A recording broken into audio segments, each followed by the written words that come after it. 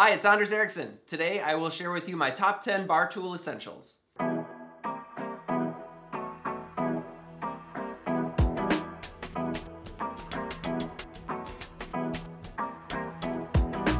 Welcome back. So as I've been making these cocktail videos, a frequent question I get asked is, what are the tools I need to get my bar started? So I've compiled a list of my recommendations of tools you're gonna need behind your bar.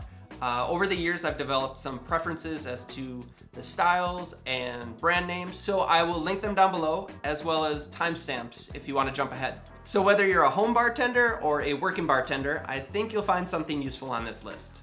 Let's get started. Number 1, the jigger. These are the original jiggers that I bought. They're lightweight, inexpensive, and they are all different sizes, and I developed a huge collection of them. But I soon learned that you can get jiggers that have markings on the inside. So if you have one jigger that can measure different measurements, you only need that one jigger. I still have them for sentimental reasons, I guess. As far as jiggers with multiple markings, I have two styles here. Both are double jiggers, so the cups are on both sides. This is a Japanese style jigger, which is really common in a lot of cocktail bars. What's really nice about it is the deep cup. When you pour it in, you're less likely to splash it over, and when it's full, you have less surface area on the top, so you're less likely to spill, which is really helpful. Also, because it is taller, you kind of can pour it in this cascading motion that is showy and fun. It looks good. It's a good jigger. But what I've come to prefer is actually this double jigger from OXO for a number of reasons, actually. It has very clearly etched measurements on the inside, including a 1/3 of an ounce measurement, which is something that I've never seen on any other jigger. Also, it has a rubber grip, so with repeated use, it's easier on your fingers, but more importantly, if your hands get wet or if the jigger itself gets wet, you still have a solid hold. I also prefer the shorter profile because a fast technique for building cocktails when you have multiple and it's a busy night is I will take my finger and put it at the edge of the mixing glass or shaking tin, and it allows me to use that as a hinge, so I can quickly fill and dump, and flip. And it's just fast, efficient, and the drinks get out in a timely manner, which is important to me. Also, it is the perfect size to fit across a shaking tin. So if you have syrups or purees, you can just set it on top and get every last drop into the cocktail, as opposed to just waiting and hovering over the cocktail. Just a little technique thing that I use. Which jigger is best comes down to style, the technique that you use. So try a couple different ones and see what's most comfortable for you. Number 2. The shaker. With the shaker, there are two main styles. You have the cobbler shaker, which comes in 3 pieces, and a built-in ice strainer. And then you've got the Boston shaker, which either comes with a 16-ounce pint glass or a cheater tin, which would be a tin-on-tin shaker. What I don't like about the cobbler shakers is the seal that it forms when you're shaking is so tight that it is difficult to open after shaking. I'd recommend the Boston shaker. Specifically tin on tin, as opposed to tin and a 16-ounce pint glass, because you risk breakage. There's no place for broken glass behind a bar. It happens, but there's no place for it. This is just simple and durable. The shaker set that I use and would recommend is the Corico brand, which is a weighted shaker. What I like is that when it's sitting on the bar, it's less likely to tip over. I always build in the larger tin. Therefore, I can put the ice in the cheater tin, which if you fill it right up to the top is exactly the amount of ice you need to shake. Build your cocktail, fill your shaker tin with ice, dump it right on top, give it a tap, and you've got a seal that's really a good seal. Shake away. Once it's cold, it's gonna be at an angle. So you wanna push the angle away. It makes that pop. That's how you know it's free. And you've shaken a cocktail. Well done. Number 3, the Hawthorne strainer. So there are 2 types of strainers when it comes to filtering off ice. You have the Hawthorne strainer and the julep strainer. The Hawthorne strainer is meant to go on top of your shaker, your Boston shaker to be specific, and the julep strainer is meant to go on top of your mixing glass. However, based on versatility alone, the Hawthorne strainer is the only one that makes my list of essentials because it fits perfectly on top of your mixing glass as well. The Hawthorne strainer is designed to filter ice in 2 ways, the open gate and the closed gate. The open gate will catch the larger ice cubes and the closed gate will catch the smaller ice pieces. So I've got 2 Hawthorne strainers here. One is the OXO brand Hawthorne and the other is made by Cocktail Kingdom. And the main difference between the two are the spring coils. The spring from Cocktail Kingdom is really tightly wound, and while pouring through a closed gate will catch even the smallest pieces of ice without having to double strain. However, I do find pouring through the closed gate slows the pour significantly. The OXO brand, on the other hand, pours much faster. You will have to double strain if you want to get all of the ice bits out, but even so, pouring through the double strain pours in less than half the time of the Cocktail Kingdom's closed gate. I'll be honest, at the bar, I double strain, I pour through an open gate. I just find that the faster pour is crucial when it comes to making multiple cocktails on a busy night. I also prefer the lighter weight, more compact design of the OXO brand and the rubber pad for the finger. It's just more comfortable than the metal flap.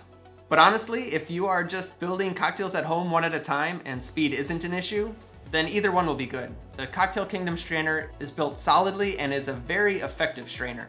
The OXO one is lightweight, comfortable, and fast. Your choice. Number 4, the fine mesh strainer. So the main purpose of a fine mesh strainer is to filter off herbs and fruit after shaking, but I also use it to filter off fine bits of ice or when I'm juicing to get all the pulp. I recommend looking for a cone shape because it helps with the flow of the liquid going into the glass. Number 5, the mixing glass. For the longest time, I just used a 16-ounce pint glass, which worked fine until I used a cocktail mixing glass, which once you use a cocktail mixing glass, you're not gonna wanna go back. This is the mixing glass that I have. It's made by Mofado. I hope I'm saying that right. But what I like about it is it's solid weight. It's weighted on the bottom so it doesn't tip over. It holds still when you're stirring, and the glass itself is a little bit thicker. Some of them can be thin and crack. But this one also is seamless. Some of them will have a vertical seam on the inside and outside, but this is all one piece, which is really nice because when you're stirring, you don't hit that seam that gives you a clicking sound, and that could break up the ice, add air to the cocktail, or just be annoying to listen to. So this makes for a nice, enjoyable stirring experience. Also, they're just pretty to look at. So they come in different etched crystal designs. So find one that works for you, and yeah, and you'll be proud that you have this behind your bar. You're gonna need a mixing glass. Number 6, the spoon. The spoons come in different lengths. They range from 12 inches on up. Some bartenders use really long spoons. They claim that it makes stirring smoother, but I see no need to go beyond reason. This is very useful in a number of ways. First of all, you can measure out small amounts. So it holds anywhere from 1/8 of an ounce to 1/6 of an ounce, which is roughly a teaspoon. And I use the back of a spoon to float liquor on top of liquor, on top of more liquor. This one right here is from Cocktail Kingdom. It's the Hoffman spoon. It has this flat teardrop shape. Look for a spiral that is a little lower profile. It's just easier on your fingers. This right here is the first spoon I ever bought.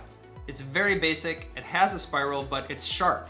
Get a nice, smooth, easy gripping cocktail spoon and you will be much happier. Boop, boop. Number 7, the knife. When it comes to prep and garnishing, you're gonna need a good knife. A smaller paring knife or utility knife works best because the smaller size is just easier to control. You can get a straight edge or a serrated. I prefer the serrated edge, again, just for control. This one in particular is made by Cuisinart, but both are good options. Whichever you choose, be sure you keep your knife sharp. The duller the blade, the more force you need to cut, and you increase the risk of injuring yourself. So keep your blade sharp. Also, as a rule of thumb, don't put your knives in the dishwasher. The heat will weaken the blade. Number 8. The wine key. Not all bottles are gonna be twist-offs, and for those, you're gonna need a wine key. Most common in the industry is the double-hinged wine key, just because it takes less force to open the bottle. I personally like the single-hinged. It's less moving parts and more solidly built. Also, a lot of wine keys will come with a little blade on the end. That's to cut off the foil. Not necessary, but to do proper wine service, you would wanna have that. When picking out your wine key, look at the corkscrew, and you're gonna want at least 5 rings. The looser the rings, the less likely it's gonna grab the whole cork and you can rip the cork when pulling it out. Rule of thumb. Number 9, the juicer. Freshly squeezed citrus makes all the difference. And unless you're gonna be juicing large quantities, all you really need is a simple hand squeezed juicer. This is the one I use. It's very basic. They do come in different sizes for citrus like oranges or grapefruit, like the even bigger ones, or like watermelon juicers. No, but I'll just cut them down and use the hand juicer. This works well for me. Just make sure that it's solidly built like everything else, and wash it thoroughly because the oils can build up on the inside. We have to juice somehow. This is how I juice. The juicer. Number 10, the muddler. Finally, the last thing on the list. Good Lord. Some cocktails call for fruit or spices, herbs, or sugar to be muddled at the bottom as an ingredient. And for that, you're gonna need a muddler. I like a smaller muddler so that I can, for instance, when it comes to muddling fruit, I like to muddle the fruit and not the rind. They also come in different materials. This one is stainless steel with rubber ends. I like the rubber ends because you're less likely to crack the glass when you're muddling, and it's dishwasher safe, so cleanup is easy. But they also come in plastic or wood. There are some really cool old school wooden muddlers, and you'll see that they're like dyed on the end, and it shows the sign of a seasoned bartender. If you go down that route, I would just say be sure you clean them properly, because wood is porous and all of those fruit juices get trapped in there and will attract fruit flies. And the greatest enemy of any bar is a fruit fly. One single fruit fly. The greatest enemy of any bar are fruit flies. So keep your bar tools clean. Number 11. What? Bonus. Thank you for making it this far into the video. You get my bonus thing, which is a bar rag.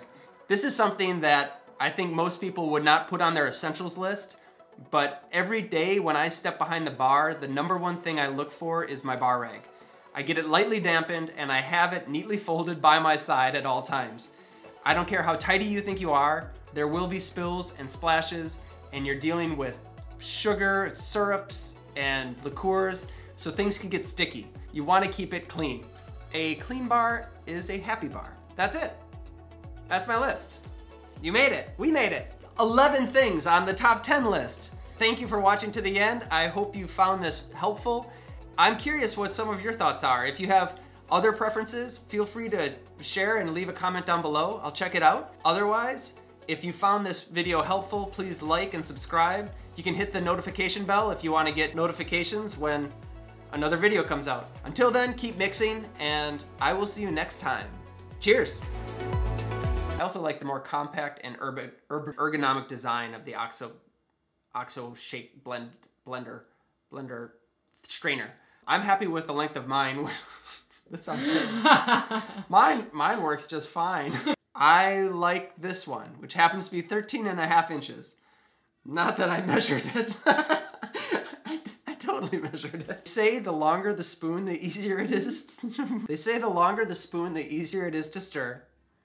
But I think this is still pretty impressive. Wait, come on, be serious. Cut.